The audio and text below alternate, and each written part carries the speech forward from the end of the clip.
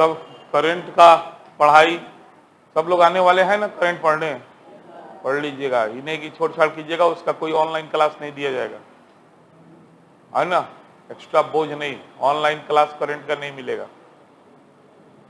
Current affairs का कोई online class नहीं दिया जाएगा, पहले बता रहे हैं, क्योंकि वो एक्स्ट्रा बोझ है। हाँ, फिर उसको बोलेंगे, फिर उसका वो अलग लगेगा तामझाम करने, तो कौन जाएगा टेंशन लेने। और चूंकि ये चेंजेबल होता है ना, साल भर 2 साल में फिर चेंज हो जाएगा, फिर नया करंट का मतलब ये होता है समसामयिकी, अद्यतन, जो वर्तमान में चल रहा है। अब उसको कलेक्ट करके क्या फायदा, तो उसको पढ़ते जाना है, आगे बढ़ते जाना है, इस तरीके से, ठीक है।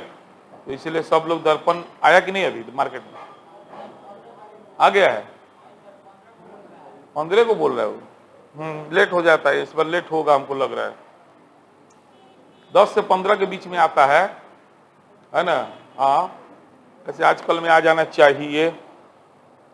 चलिए, तो कल हम लोग ऋग्वैदिक काल का राजनीतिक जीवन देख रहे थे, राजनीतिक संगठन देखे, और उसके अंतर्गत हम लोगों ने काफी कुछ अध्ययन किया कि कोई भी अगर पॉलिटिकल हम लोग इंस्टीट्यूशन की बात करते हैं, संस्था की बात करते हैं, तो वर्तमान में जो सबसे बड़ा राजनीतिक संस्था है वो राज्य है, जिसको देश के नाम से हम लोग जानते हैं।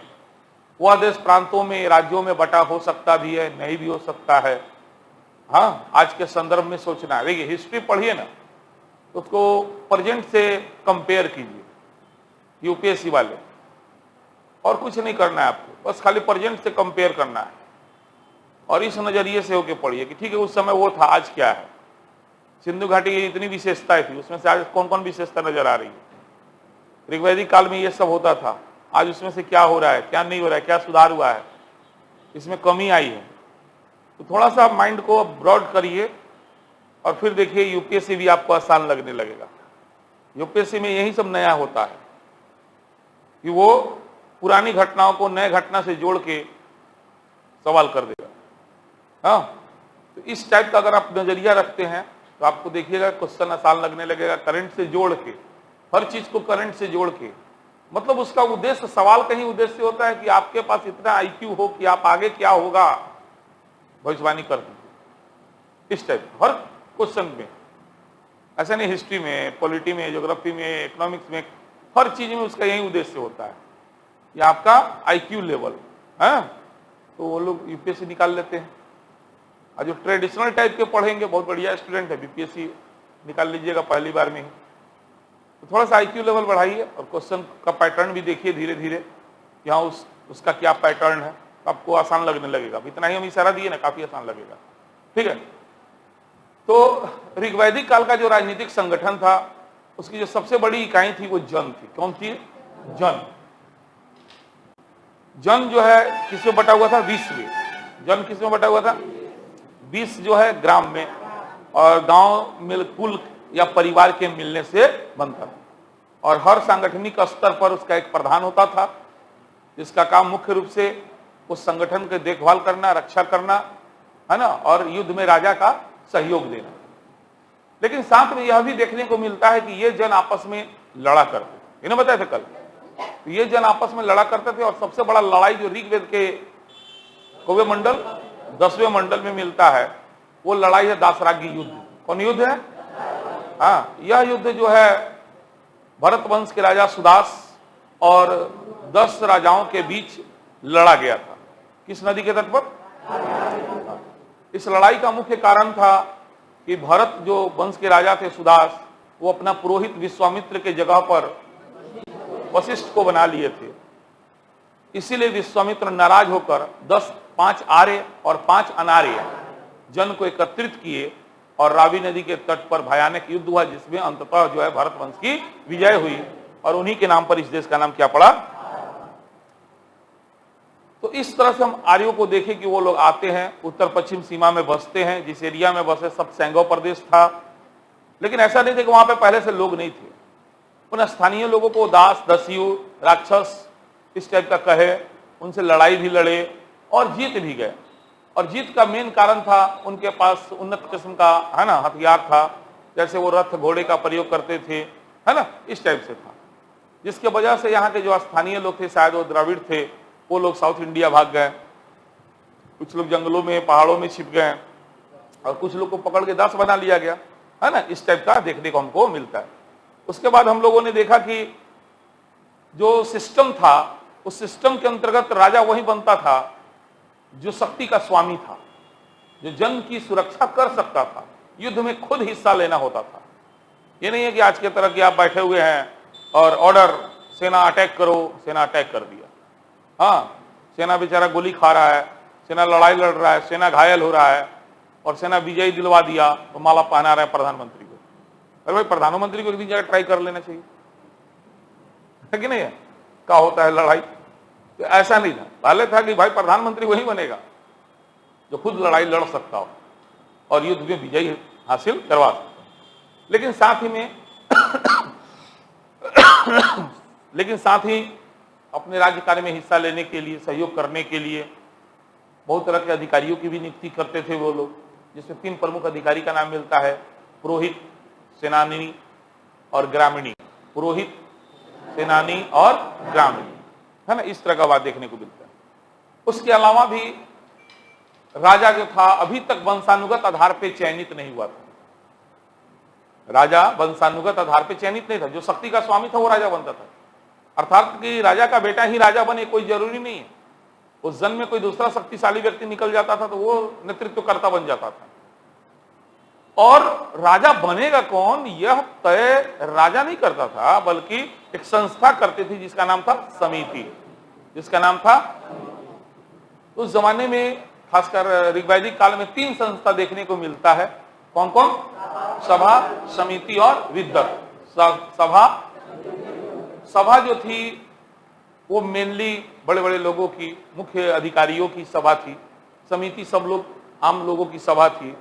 और विद्वत जो थी वो मेनली युद्ध में लूटे गए धन का बंटवारा करती थी। ठीक है, इस प्रकार हम लोग यहां तक कल देखे। अब आगे देखते हैं कि ऐसा नहीं था कि उस जमाने में भ्रष्टाचार नहीं था, है ना। उस जमाने में भी चोरी, डकैती, इस तरह की जो है घटनाएं जो है होती रहती थी। तो जब इस तरह का घटना होगा तो एक शब्द आएगा न्याय, है ना। तो फिर न्याय कौन करेगा? तो न्याय तो मेनली राजा ही करेगा। लेकिन राजा कितना है, उसके पास इतना टाइम थोड़ी है। तो यह काम दे दिया पुरोहित को। किसको दे दिया? पुरोहित को। तो न्याय का काम मेनली पुरोहित करते थे, लेकिन अंततः जो है राजा ही न्याय का भी स्वामी होता था, उसको ही न्याय करना होता था।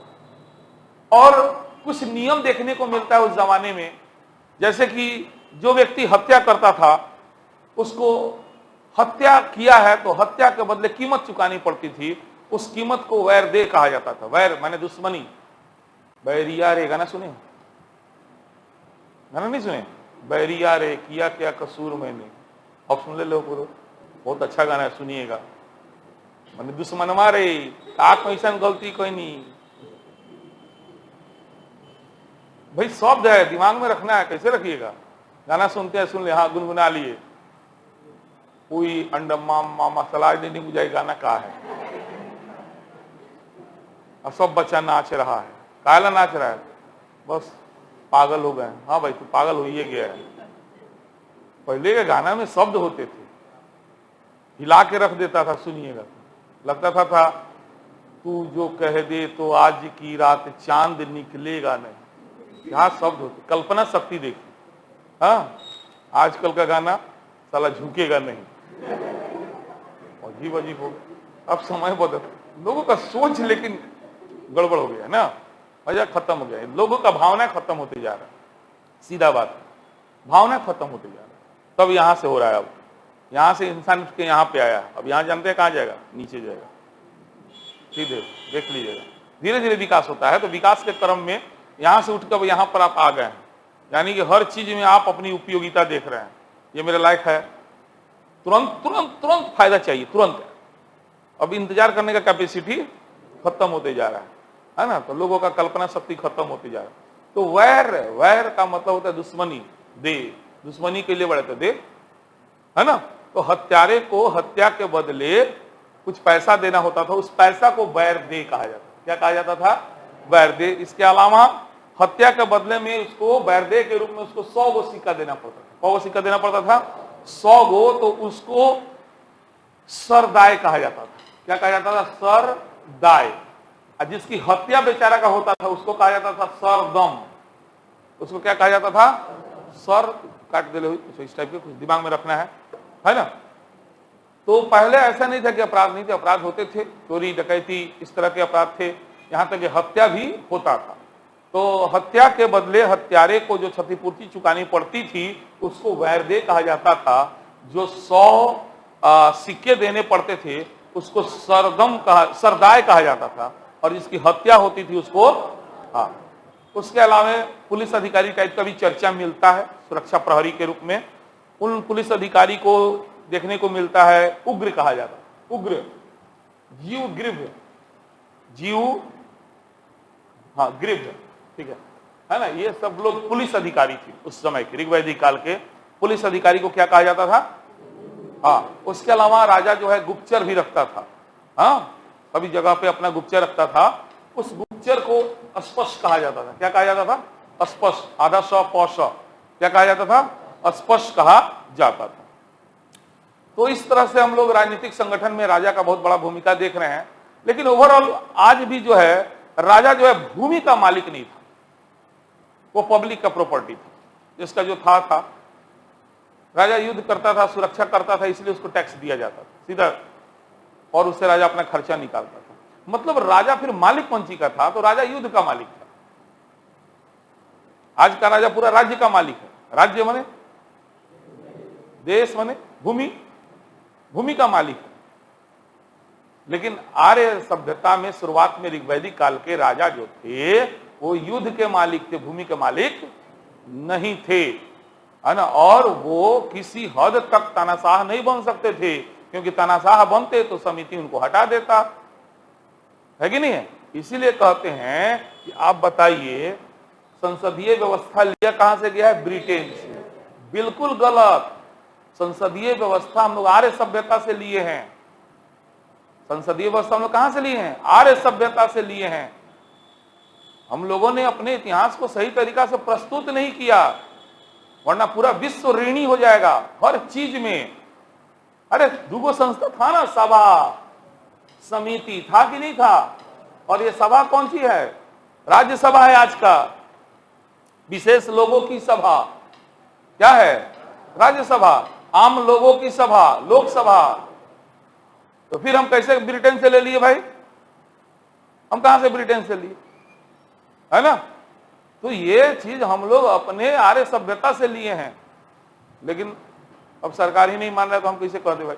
अब भी मत मानिएगा, लेकिन अध्ययन है। अब इसी को रिसर्च कीजिएगा, कल के हिस्ट्री लीजिएगा, रिसर्च कीजिएगा, पेपर निकलिएगा, आपका जर्नल निकलेगा, छपेगा, मान्यता मिल जाएगा, तो फिर शायद आपका नाम हो जाए।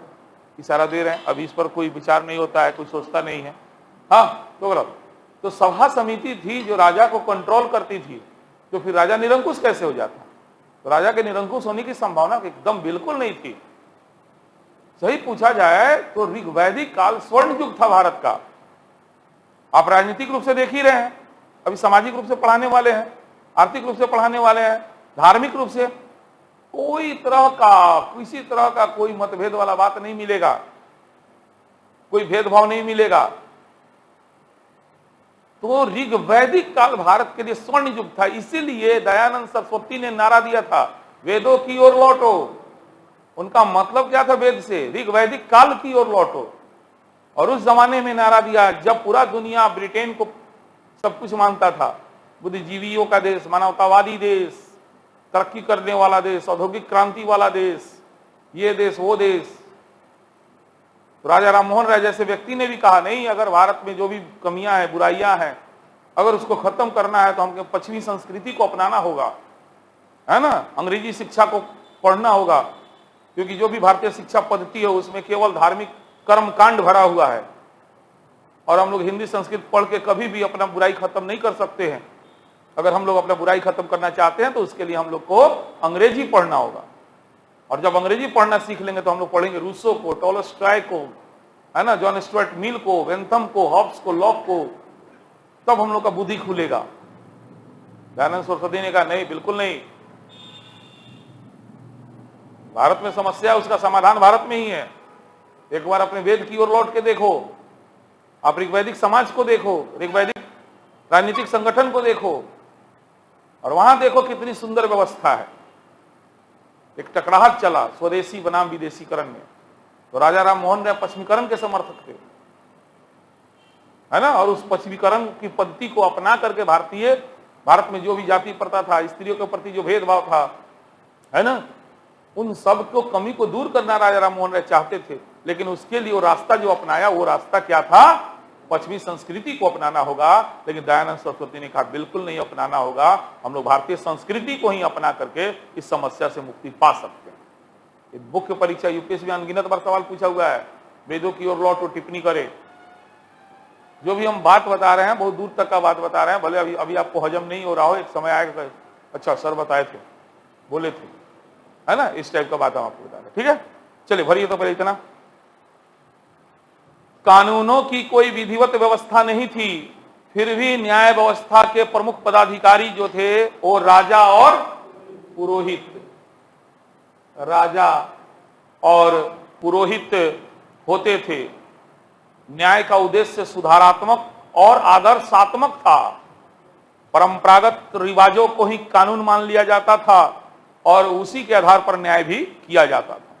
ऋग्वेद में भरिए, ऋग्वेद में चोरी, डकैती, लूटपाट, ठगी आदि अपराधों का उल्लेख मिलता है।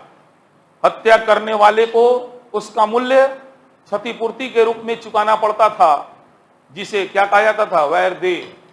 जिसे क्या कहा जाता था? वैर दे। क्षतिपूर्ति के रूप में चुकाना पड़ता था, जिसे वैर दे। हत्या के बदले में हत्यारे को कितने सिक्के? 100 सिक्के देने पड़ते थे। अतः हत्यारे को सरदाय, अतः हत्यारे को पैसा को वैर दे, हत्यारे को सरदाय, जिसका हत्या हुआ सरदम। पैसा को वैर दे कितना? कौन देगा? सरदाय देगा। किसको देगा? सरदम के परिवार को देगा। सरदम को कहां से देगा? वो तो मर गया। सरदम के परिवार, हाँ। अतः हत्यारे को सरदाय और जिसकी हत्या होती थी उसे सरदम कहा जाता था। उग्र और जीवग्रीव कौन थे? पुलिस अधिकारी थे। पुलिस लिख के डॉट दे दीजिए, नहीं हट रहा है तो। पुलिस अधिकारी थे। जनता की गतिविधियों पर नजर रखने वाले गुप्तचर जो है क्या कहलाते थे? स्पष्ट। गुप्तचर को क्या कहा जाता था? स्पष्ट कहा जाता था। स्पष्टतः ऋग्वैदिक काल में राजा को जो है कबीले का संरक्षक यानी गोप्ता जनस्य तथा पूरा भेता यानी नगरों पर विजय पाने वाला कहा गया है, किंतु यह राजा भूमि का मालिक नहीं था। वस्तुतः वह युद्ध का स्वामी था। वस्तुतः वह युद्ध का स्वामी।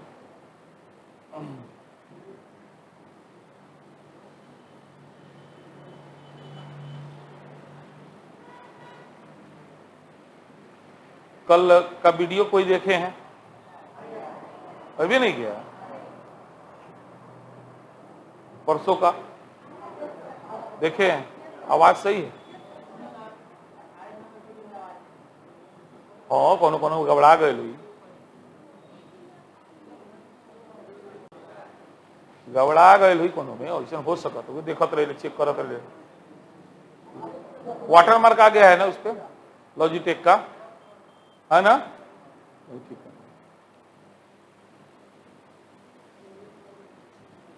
बात में भोरे आई ले लगी ले पड़ा। अब बेचारा वो सब नया स्टाफ, सबको पता नहीं है इसका टेक्निकल प्रॉब्लम, है ना? वही हमको कल कंप्लेन मिला कि सर वाटर मार्क आ रहा है और आवाज थोड़ा वाइब्रेट कर रहा है, बैकग्राउंड कुछ म्यूजिक आने लग रहा है ना। बैकग्राउंड तो नहीं आना चाहिए क्योंकि माइक काफी हाई क्वालिटी का माइक है ये। हाँ चलिए, अब नहीं आएगा, अभी खत्म किए हैं, लगभग 20 मिनट के बाद वाटरमार्क खत्म हो जाएगा। चलिए अब आते हैं हम लोग सामाजिक जीवन पे। ऋग्वैदिक काल का सामाजिक जीवन कैसा था, काफी महत्वपूर्ण टॉपिक है। आपको अगर समझ में आ जाए ना तो फिर यूपीएससी जैसे एग्जाम जो है सरलता से निकलेंगे और हम गारंटी लेने लगेंगे। डिपेंड आप पे करता है। लेकिन हमको पता है साधारण तरीके से पढ़ने वालों की संख्या 10% है, तो विशेष तरीका से कहा जाने कितना लोग पढ़ते।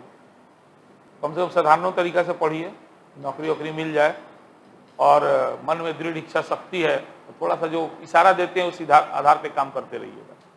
पढ़ाइए ये है, यूपीएससी के नाम पर पढ़ेगा तो पढ़ाए भी है तो और न काम बा, क्वेश्चन बना के ओकरा के लिखे के पैटर्न है तरीका। बाकी तो मटेरियल तो यही है मेन, इससे ज्यादा मटेरियल नहीं होता है, बहुत मैक्सिमम है। जीएस में कौन इतना पढ़ाता है पूरा इंडिया में।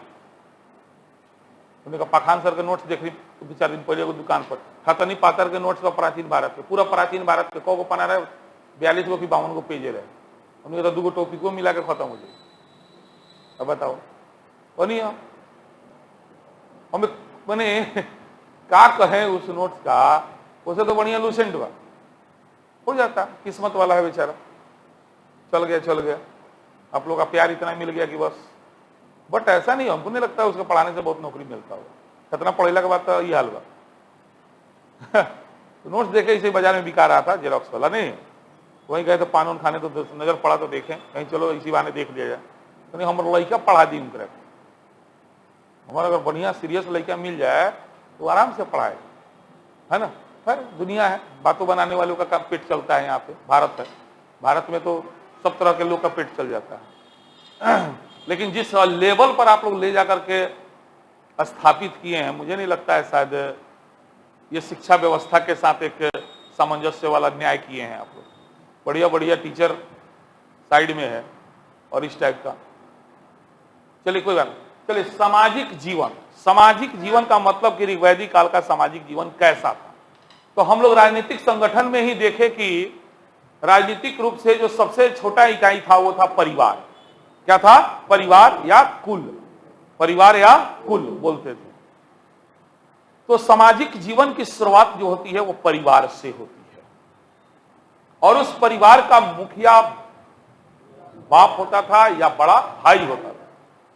इसका मतलब ये नहीं है कि वहां महिलाओं को स्वतंत्रता नहीं थी। इसका सीधा मतलब एक ही है कि ठीक है बेटा उत्तराधिकारी है, लेकिन इसे बेटी का महत्व कम हो जाए इसका ये कतई मतलब नहीं। मतलब हम कहें कि हम इनसे प्यार करते, इसका मतलब ये थोड़ा हम इनसे नफरत करते हैं।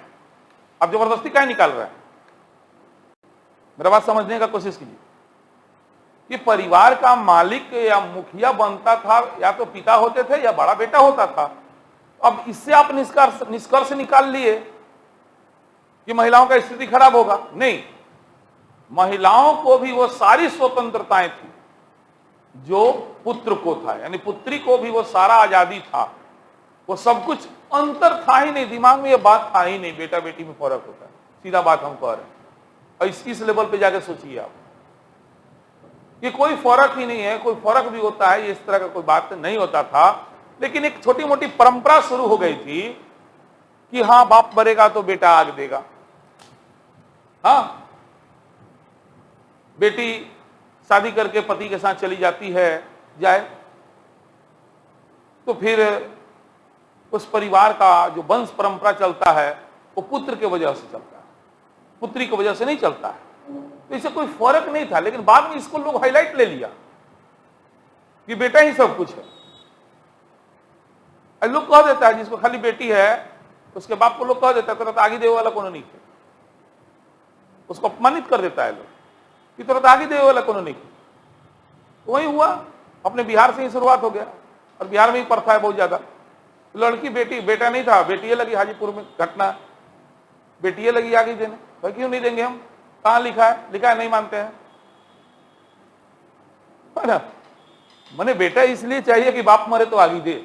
बारे वाह, ये कौन बात हुआ?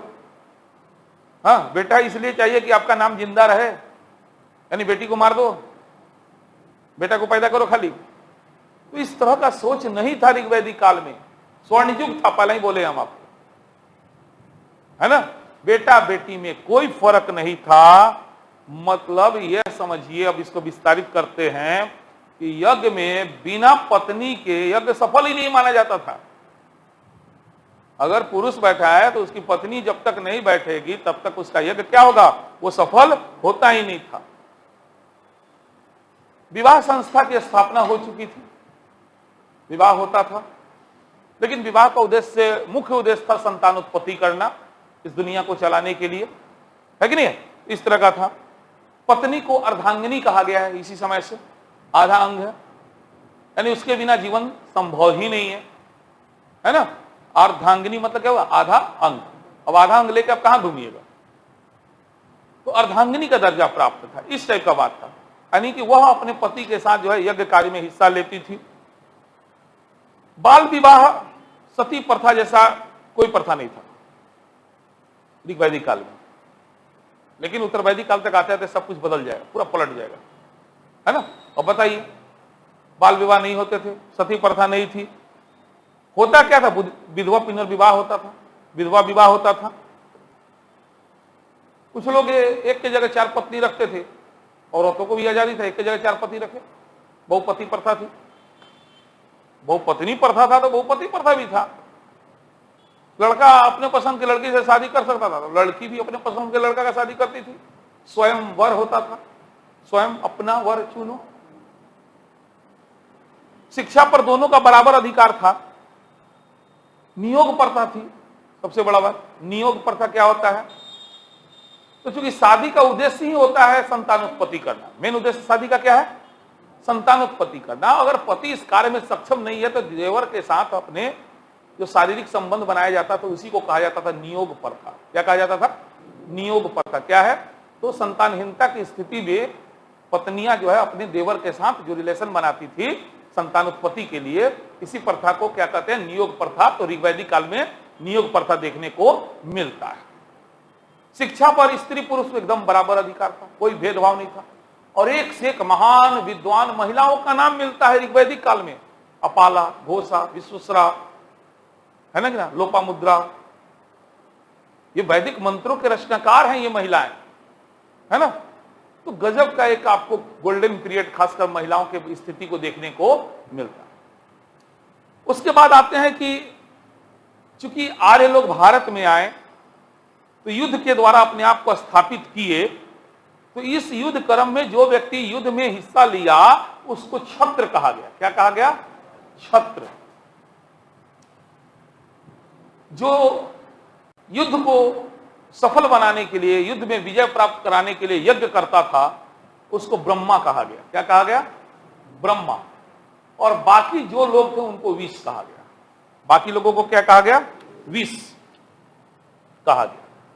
बस यही 3 वर्ग था, 3 क्लास था, जाति नहीं थी ये, ठीक है। ये जाति नहीं है। जो व्यक्ति युद्ध कार्य में हिस्सा लेता था उसको क्या कहा गया, छत्र। जो वैदिक मंत्रों का उच्चारण करता था, है ना, यज्ञ करवाता था, उसको क्या कहा गया, ब्रह्मा कहा गया। और बाकी जो आम लोग थे उनको क्या कहा गया, विष कहा गया।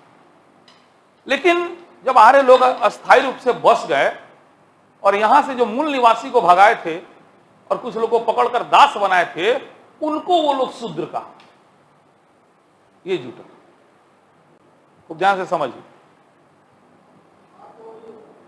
बात को। कैसे होगा, ये आर्य लोग है, ये अनार्य है, बात कैसे वही है। इसीलिए तो जीतनराम मांझी बोले ओरिजिनल भारतीय हम लोग हैं। जीतनराम मांझी बहुत मार्केबल बात बताए थे। जब आप इस आधार पे कहिएगा कि मुसलमान भारतीय नहीं है, तो हिंदू में ब्राह्मण, क्षत्रिय, वैश्य भारतीय नहीं, वो भी आर्य लोग बाहर से आए हैं। वो लोग बाहर से आए हैं। ओरिजिनल भारतीय हम शूद्र लोग हैं, अनुसूचित जाति जनजाति के लोग ओरिजिनल भारतीय हैं, उनका देश है यह। तो खाली कीजिए सब लोग, मुसलमान ही, हिंदू भी खाली करें। इसी पे जीतनराम मांझी स्टेटमेंट दिए थे, तो काफी बस यही बोले थे 500 साल पहले। उनको 5000 कहीं बोल देते तो और अच्छा रहता। नहीं, 200 साल पहले बोल दिए थे, मुंह से गलती से निकल गया होगा डाटा में। 2000 साल पहले भारत किसका था, द्रविड़ों का। किसका था भारत, द्रविड़ों का था, आर्यों का थोड़ी था। है ना। अब इसको आप अदरवाइज हम नहीं बोल रहे हैं, जितना मर्जी बोले जाइए उनसे पूछिएगा।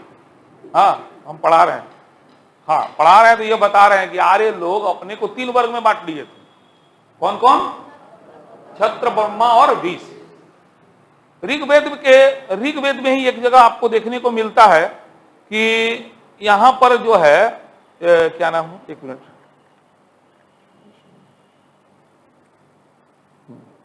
नहीं वो उत्तरवैदिक काल में मिलता है, लेकिन ऋग्वेद की ही घटना है। ऋग्वेद के पुरुष सूक्त में एक जगह चर्चा है, जैसा कि पहले बताया भी आपको, वैश्य शब्द का प्रयोग कितनी बार हुआ, शूद्र का प्रयोग कितनी बार हुआ, 1 बार हुआ, है ना। तो उस जमाने में ऐसा नहीं था कि ये वर्ग जाति के रूप में थी, आप कह सकते हैं, और ये वर्ण, ये जो थी वर्ण के लिए प्रयोग होता था। वर्ण का मतलब जाति नहीं, रंग हो। यहां थोड़ा ध्यान दीजिएगा,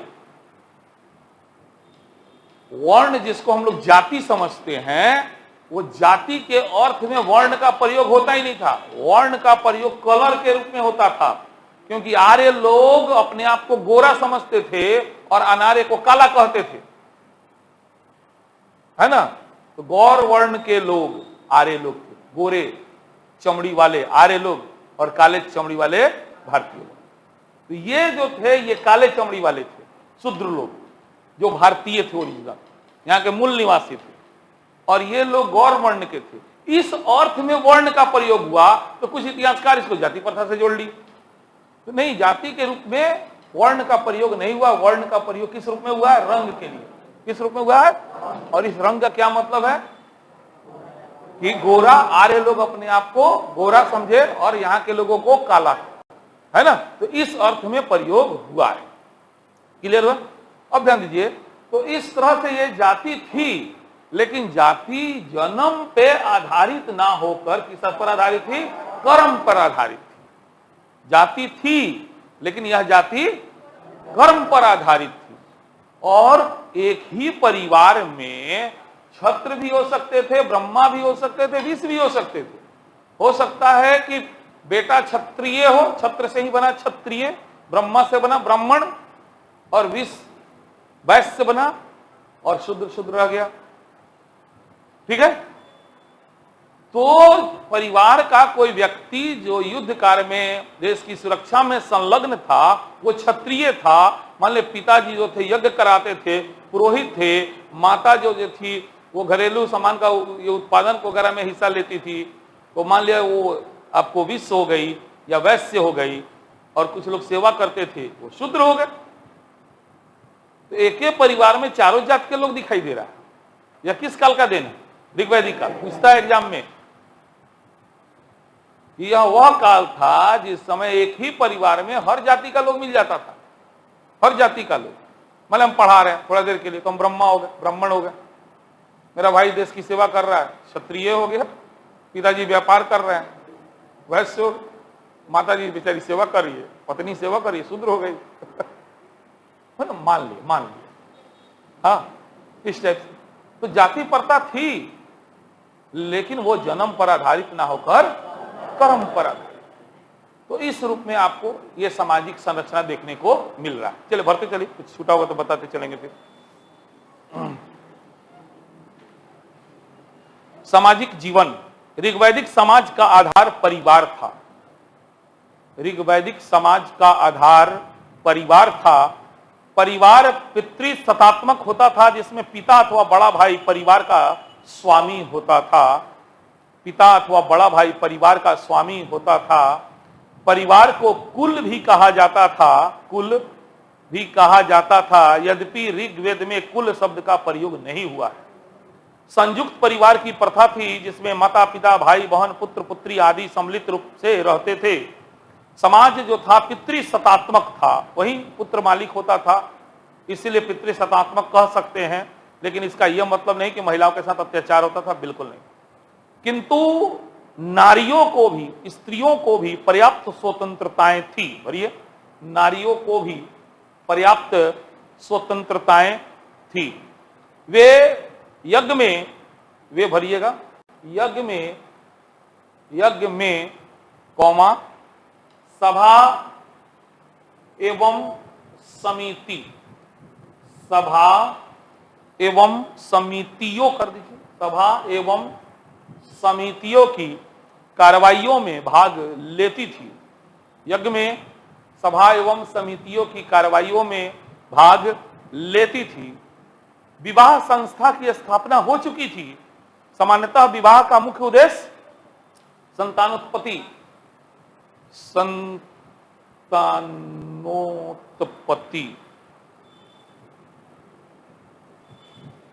संतानोत्पत्ति लिखे, संतानोत्पत्ति माना जाता था, संतानोत्पत्ति माना जाता था। डैश में पत्नी को पति का अर्धांगिनी, सतपथ ब्राह्मण में, सतपथ ब्राह्मण में, सतपथ ब्राह्मण में तब पढ़ेले बानी स्वरूप में मुंह मत ताकल हो, एकदम कोशिश करे इस शब्द से हम फैमिलियर हुई, पढ़ेले ना बानी तो कहो, है ना। सतपथ ब्राह्मण किस वेद का है, किस वेद से संबंधित है? तो फिर सतपथ ब्राह्मण में पत्नी को क्या कहा गया है? अर्धांगिनी कहा गया है। वह पति के साथ यज्ञ कार्यों में हिस्सा लेती थी। बिना पत्नी के यज्ञ संपन्न ही नहीं होता था। बाल विवाह एवं सती प्रथा नहीं होते थे। नियोग प्रथा, विधवा पुनर्विवाह, बहुपति प्रथा, बहुपत्नी प्रथा, इन सब का अस्तित्व था। स्त्रियों के लिए शिक्षा का प्रबंध किया जाता था। वैदिक साहित्य में कई विदुषी स्त्रियों का, विदुषी माने विद्वान, वैदिक साहित्य में कई विदुषी स्त्रियों का उल्लेख मिलता है। विदुषी स्त्रियों का उल्लेख मिलता है जिन्होंने वेद मंत्रों की रचना की थी। यथा माने जैसे अपाला, अपाला कौमा घोषा, अपाला घोषा, विश्ववरा, लोपामुद्रा आदि, विश्ववरा, लोपामुद्रा आदि, अपाला, घोषा, विश्ववरा, लोपामुद्रा आदि। इसमें से जो लोपामुद्रा थी वो अगस्त ऋषि की पत्नी थी। लोपामुद्रा किस ऋषि की? अगस्त्य। लोपामुद्रा अगस्त्य ऋषि की पत्नी थी।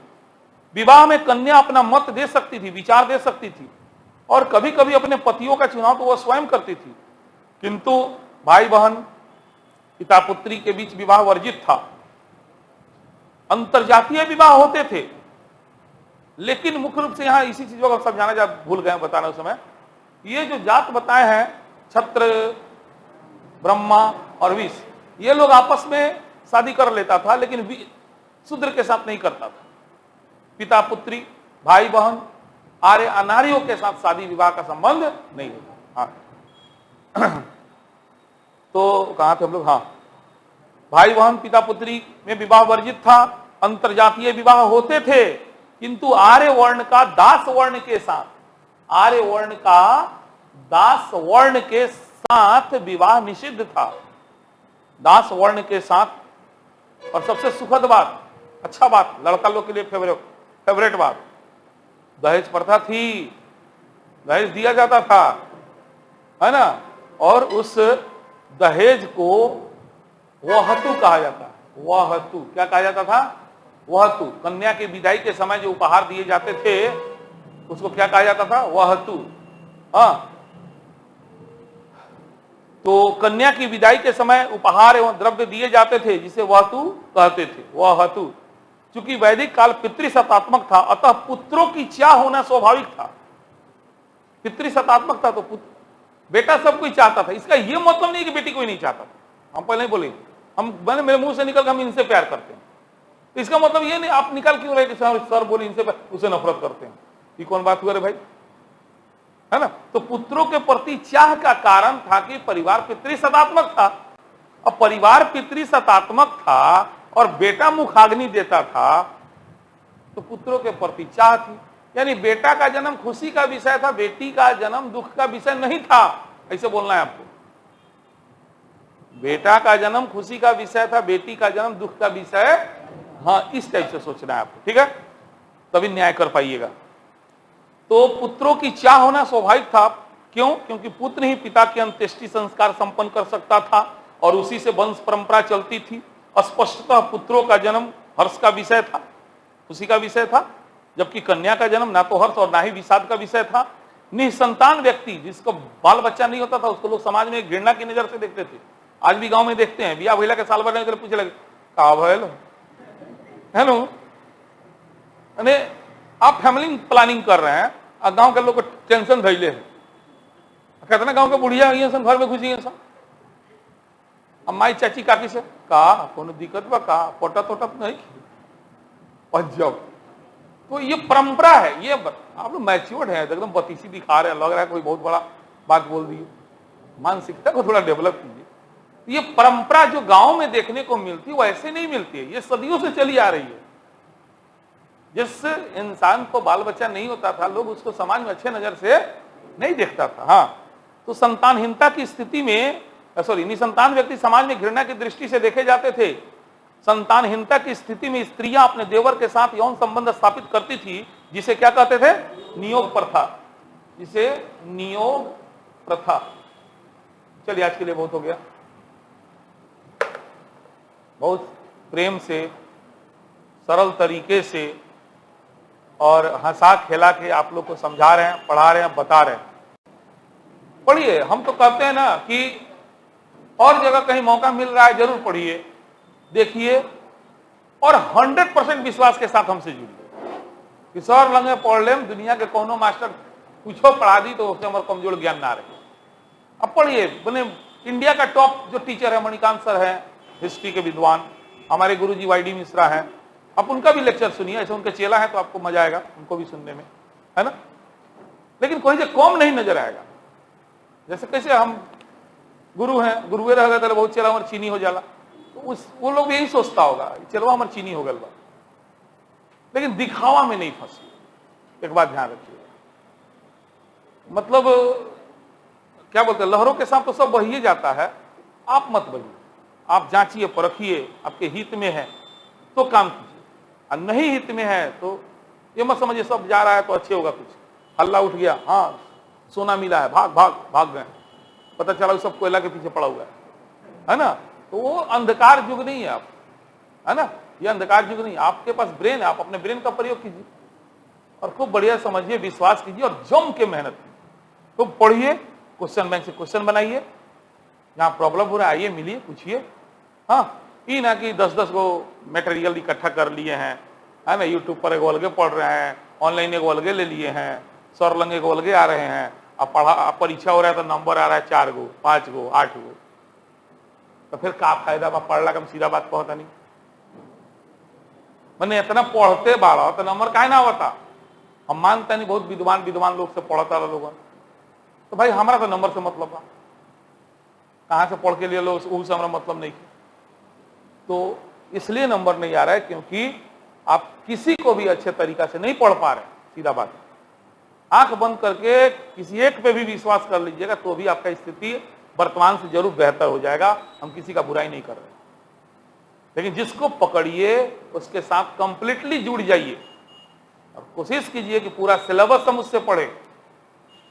डाइवर्ट मत कीजिए। आज इतना मटेरियल उपलब्ध हो गया है, इन लड़का को बुझाइए नहीं रहा का पढ़िए का, हमने किसी में खोजे का पढ़े।